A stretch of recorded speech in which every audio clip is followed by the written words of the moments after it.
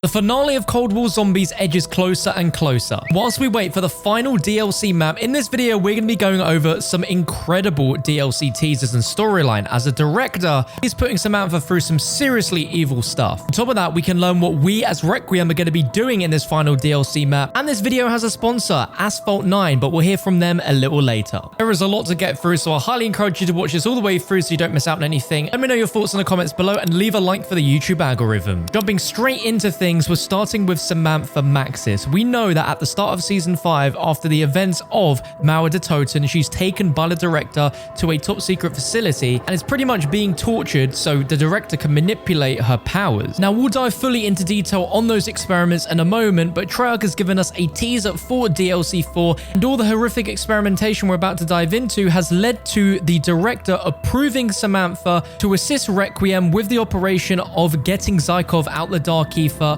from this Omega facility. However, in this letter, we can see that he has not approved her to return to Requiem at this time and will be fulfilling her obligations from a remote location where the director can monitor her and ensure she's not at risk, saying she may not be in the field, but rest assured she has a role to play as redacted and redacted. The director ends it by saying, I know you've got questions and I appreciate your patience through this time of extreme experiments on her, but he only wants what's best for her and knows that what I assume the redacted says, just know that with me, she is safe. We have a photo attached, which to me looks like the director trying to force Samantha to hone on her teleportation powers. Now, whilst he's making himself sound nice by approving her to go back in the field, but remotely, there's still something that's not quite right about this, in my opinion. We got to think broadly on why the director wants to use Samantha's teleportation powers. He does have his own secret agenda called Project Janus, which in Roman mythology, Janus was the god of beginnings, gates,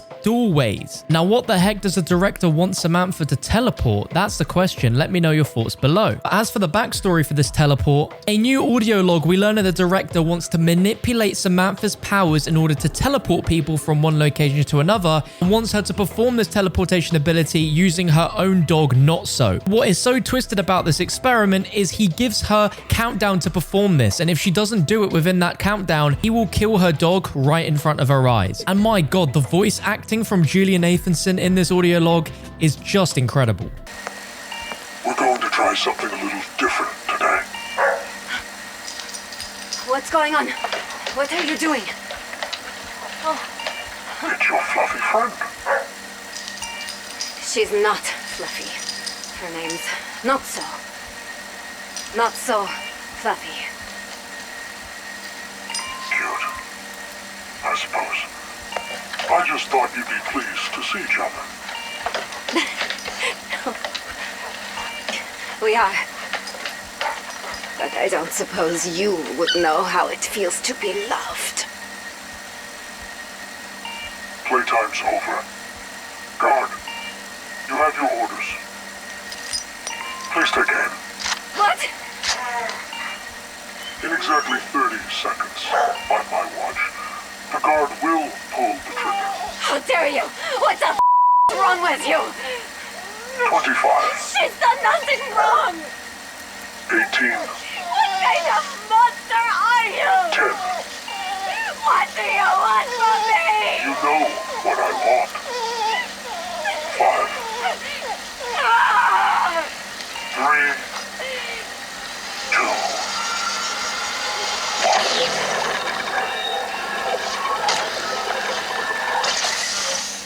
Stand down, soldier. Well done, Samantha. You successfully teleported your dog to safety. I can't begin to tell you how proud I am of you.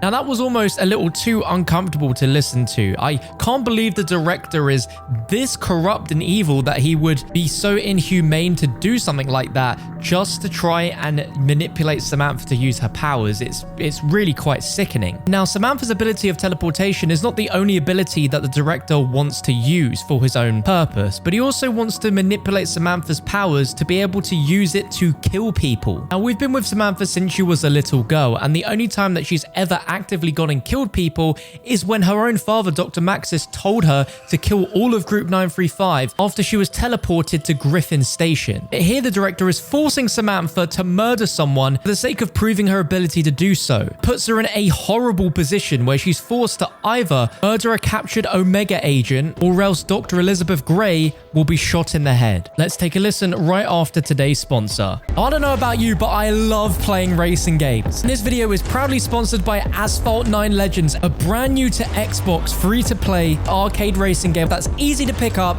but has a very high skill gap, making it hard to master. The game is all about feeling the adrenaline, enjoying the hype, and being entertained with big reactions, close races, and crashes. And this can all be enjoyed in 4K 120 FPS on the Xbox Series X. And the game features cross-play and cross-save with PC. So you can race across 180 plus tracks in 12 real-world locations such as San Francisco, Osaka, and Cairo. You can compete in over 900 solo career events or in live 8-player races for the ultimate rewards. And for a limited time, if you download the game, you'll receive a limited edition Xbox-themed Porsche 911 GTS Coupe as a gift. The game is absolutely free, so you've got no reason not to check it out. I've got a link in the video's description, and I hope to bump into you online. But let's get back to the video. 62 days. Sorry. I'm not sure what you mean. That's how long I've been here. 62 days. Is that including bathroom breaks? Honestly, you. Sorry. Saying that's just me taking my mandatory exercise. What a potty mouth you have. Apologies. What I meant to say was you. Can I direct your attention to the monitor? The one on your right. Elizabeth, she's asleep. Why are you watching her? Not just Gray. I watch everyone. Bring in the prisoner. What do you want from me this time? More magic teleporting? No. Something much more important. This is a captured Omega agent, and I would like to see you kill him, using only the power of your mind. I won't do it. Won't or can't. I think the former. You can't make me. Take another look at the monitor. Do you see the figure standing very quietly in the corner of her room? The one who's just raised a pistol to Dr. Gray's head. You're sick. The way I see it, you have a clear choice. Kill the very, very bad person, or let the very, very good person die. It's simple, really. And please don't make me give you a countdown, because this time I would actually start on 5. I can't. Trust me, you can. 4. I'm so sorry.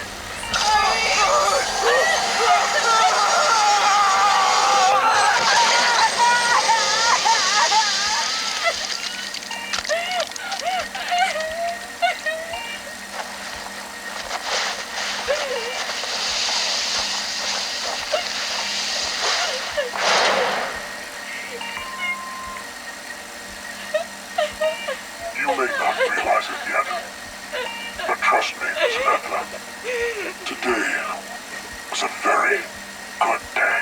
Now, at this point, from the intels we've learned so far of the director, it's hard to have any positive attachment to him. He's monitoring everyone's movements through monitors on screens. He listens into every phone conversation. He wants to enact a secret project, which is called Project Janus, and all we know is that Samantha presents a problem that must be dealt with, and from what we've heard, potentially manipulating her powers is what he meant by dealing with. Following on from that incredibly difficult second audio log, Samantha actually wrote a letter to Dr. Gray. He says, "Hi Elizabeth, now that I'm redacted, they told me I could start sending correspondence. Whether or not it will reach you, I can't be sure. Maybe it'll end up in the trash, or worse yet, form another part of yet another redacted. Regardless, I want to tell you that I'm sorry for all the trouble I caused when I persuaded you to redact it." This is in reference to when Elizabeth Gray handed Samantha her communication line, which allowed Samantha to contract the Requiem strike team and go ahead with the events of the Outbreak Easter egg behind Weaver's back. She said, "It was wrong of me to do that, to put someone like you in that position. I promise you I'll never let it happen again. No matter what threats Redacted makes." Redacted, redacted. "I hope you're well. I hope you're having fun with Not So." And it ends with a super sweet goodbye, which says, "I knew she liked you. I hope she'd be happy with you. Here's to the future. I hope to see you there. Your friend Sam," with a kiss. Now, it seemed fairly obvious that from the last few seasons of Intels that Dr. Gray and Samantha have a pretty unusual but close bond. One that I think even Dr. Gray was not expecting to have with Samantha. If the way that Samantha's ended this letter is anything to go by, then we could be standing Maxis and Gray in the future. I'm all for it, and I know there's a huge amount of the community that also stan Gray and Samantha. And more interestingly than that, Samantha also wrote a letter to Weaver saying, "I want you to know that I forgive you. I understand now that you had no choice in me being sent here," because when initially she was sent to Block 8 after going behind Weaver's back, and at first Samantha was incredibly angry with Weaver. She just couldn't believe that someone that has been with her for the last decade or so, even through some of the most tragic of scenarios that she can remember, do something like this behind her back. It goes on to say, "They told me that if we made enough progress, I'd be able to write to you. We have made Redacted, so here I am writing to you. It's taken me some time to realize just how much I've changed and how much change is Redacted, but I get it now. Redacted made me understand, even if his methods were redacted." And this is essentially what we heard from that second audio log. I don't know if you were party to it or if it was redacted, but he threatened Redacted. He threatened Redacted. He even threatened Redacted, which is probably assuming Not So and Gray as part of those redacted names. You know I would never intentionally hurt anyone or anything. I'm not a bad person. I'm a good soul. I don't just believe that. I know that. Maxis. Ever since the events of coming out of the Dark Ether and Firebase, Samantha has been struggling to really realize who she is as a person, what she really stands for, and it's really fantastic as it goes to show that whilst all of this, I guess you could call it human conditioning that the director has been putting her through, it's not changed her outlook on anything, and it's also proven that regardless of what bad things the director puts her in situation-wise, she knows that she's not a bad person, that she's a good soul, and that she will always do what is the right thing. And that is some really good character development. Now, jumping into DLC 4, we know the whereabouts of this is going to be somewhere in Ukraine. This is going to take place based on the mission Redlight Greenlight from the campaign, as it's the only area that is based around Ukraine, which is where this map is going to be set. In this document here, Weaver is calling this zombies map we're going into as part of Operation First Domino, where they are going to deploy the strike team, which is us. They've received intelligence that Omega is proceeding with Operation Izbavitel and Operation Redacted. They've received documentation on this from Redacted, who we can assume is Ravenov, and this is pretty much guaranteed to be Ravenov based on the intels we've previously touched upon, as well as the recent teasers from Treyarch where we see these photographs sent to us is from Ravenov, who recently contacted our director. We've independently verified this documentation. We've also identified the location of Operation Izbavitel as Redacted in Redacted, with the assistance of field asset Powder Keg. Now, I don't know what this is. I feel like this is the first time this has been referenced, but Powder Keg is a barrel of gunpowder. This could be representing a physical person that's helping Requiem. We don't really know at this time. Assures Carver, Gray, and Strauss that whilst they understand that they could be suspicious about this, they're told that they have to be trusted in this instance. But the mission is to intercept and take Redacted, which I'm pretty confident is Zykov, into custody before Omega. They are the only one capable of stopping Redacted, which is the Forsaken. They're going to need all hands on deck for this one. If their understanding of Operation Izbavitel is correct, Omega is putting all their eggs in one interdimensional basket. If we blow up this basket, it's the beginning of the end for Omega and our Ethereum arms race,